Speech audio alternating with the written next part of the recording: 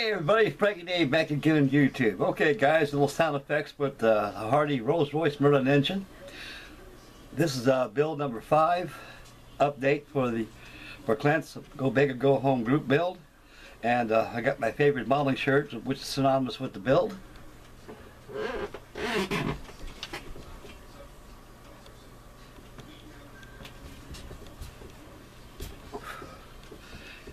Feel like model's better now, fellas. Okay guys, that's taken from the last update we had. I went ahead and appreciated the whole aircraft. Let it dry about 12 hours, so came back and touched it up with, I gave it a coat of light sky at the bottom of the under surfaces. And also top surfaces received a little spraying of dark earth. So let that dry. When that dries, I'll go ahead and start making the dark green over the earth to give it the camouflage effect. And the rest of the build will resume as I go along. So hopefully I should have this big grill done probably by, I'll say probably about Wednesday of next week. And I have another video coming up after this, builds of the past. Got another special guest right here I'd like to show you. And tonight I have another update of Chris and Alex dedication build part 2, my Glossa Gladiator. I'll have that shaking next. So I'm pumping up the videos, fellas. I'm feeling miles better now, and I'm feeling good, and so I got nothing but happy thoughts zooming through my head.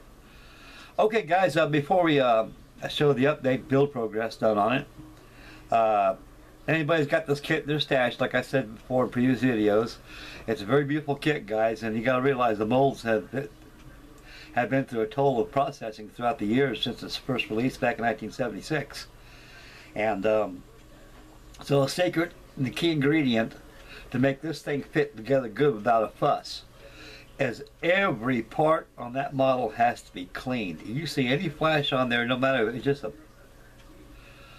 a millimeter of flash or anything or less than that, a thousandth, whatever there is, take the back of a number 11 blade and scrape it off and use a nice file board and clean up all the parts. And that'll sure a lot more better fits, because I remember when I built the first one, when it first came out, the kit went together like a dream. And a lot of great model builders out there are having problems with the Airfix 124 scale kits because of the fit of parts. That's because there's too much flash on it.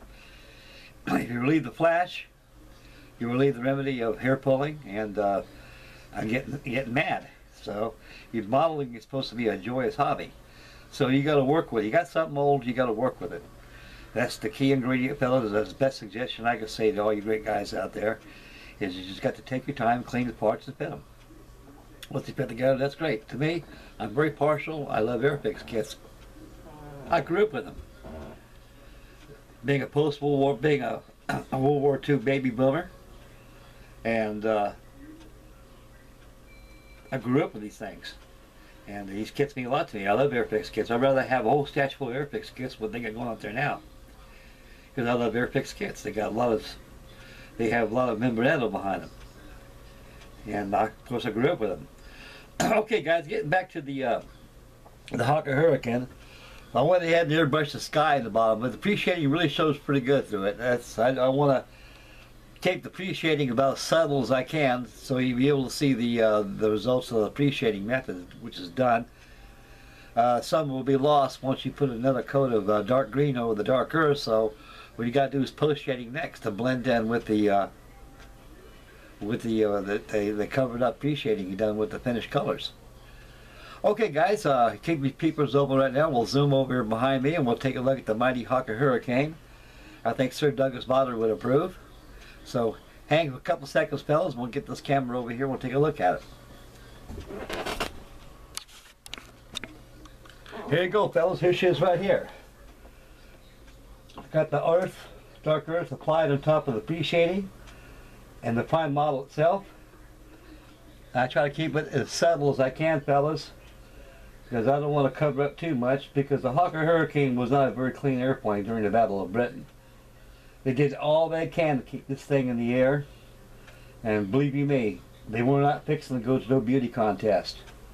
So as you can see, the pre-shading really shows through on this. And the pre-shading can be controlled by how much paint you apply on top of the pre-shading. That's the key of making pre-shading look good. I've done this method many, many years ago, fellas, and kind of toyed away from it, but now since it's coming back and its popularity, it's very tedious but effective.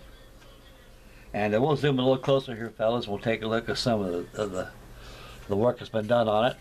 If Mr. Camera here will cooperate with me. Oh yeah, that's good, Bingo. Yeah, she's coming in good now. Of course, got all the maskings done on it. And you can see the pre-shading shows through real well. Camouflage, the dark green, which will go over the dark earth, will be freehand. No masking, no clay worms or masking tape. I like it freehand. Because, like I say, during the Battle of Britain in the early days of World War II, when the Brits and the English were fighting, the Brits and the Germans were fighting together, you know, they had these aircraft refueled and taken back off again and again and again and patched up as much as they can. But when it comes to cosmetic effects and make it look nice, and especially the camo, they weren't in no hurry to make a beauty contest job out of it. They just went and threw on the paint and threw on some extra canvas and whatever it took to get the baby girl back in the air again. Okay, we'll zoom out a little bit. We'll take a look at the undersides, fellas.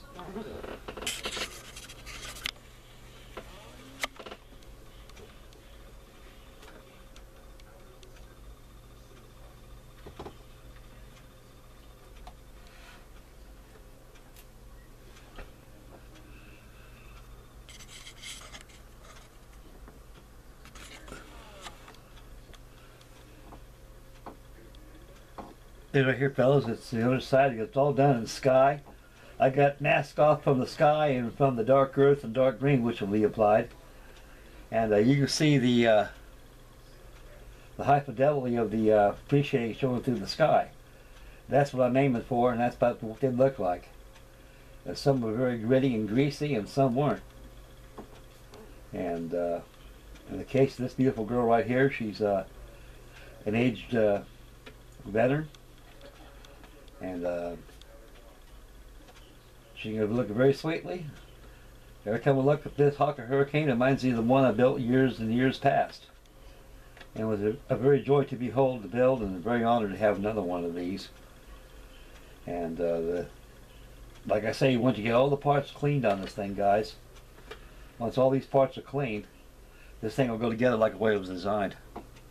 You have just minimal gaps. I didn't use very much filler at all in this thing, fellas. No sheet styrene, no nothing.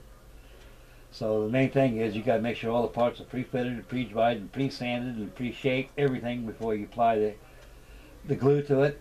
And once the glue has been applied, everything is done, you can go ahead and sand away. And if you got a filler right there, you got a gap that shows it won't be able to be sanded, and those have to sanding it out and destroy all the detail, you go ahead and use filler.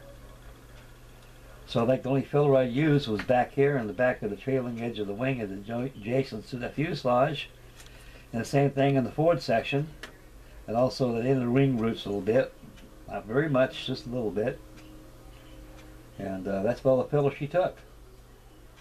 So I try to stay away from filler, sheet styrene, as much filler as you can. That's why all parts got to be prepared before you apply the filler to it. Make sure the main thing is, fellas, use as minimum filler as possible.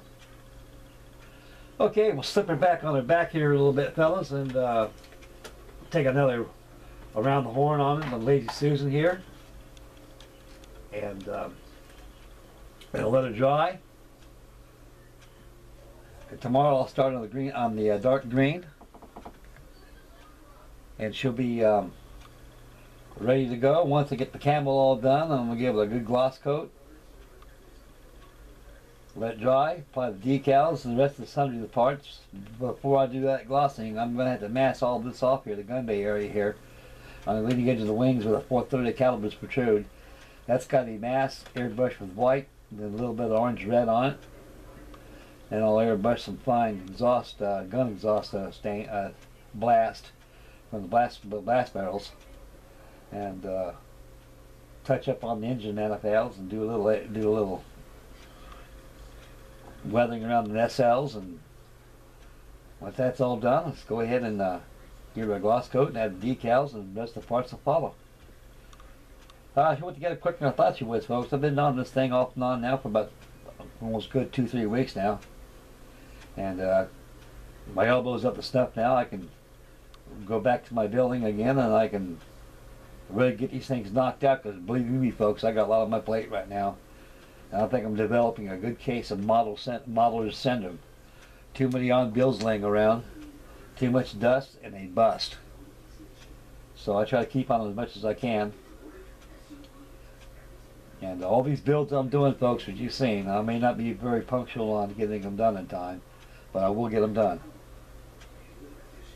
Okay, guys, we'll zoom out of this position right here. We'll come back to me again and finish up the video.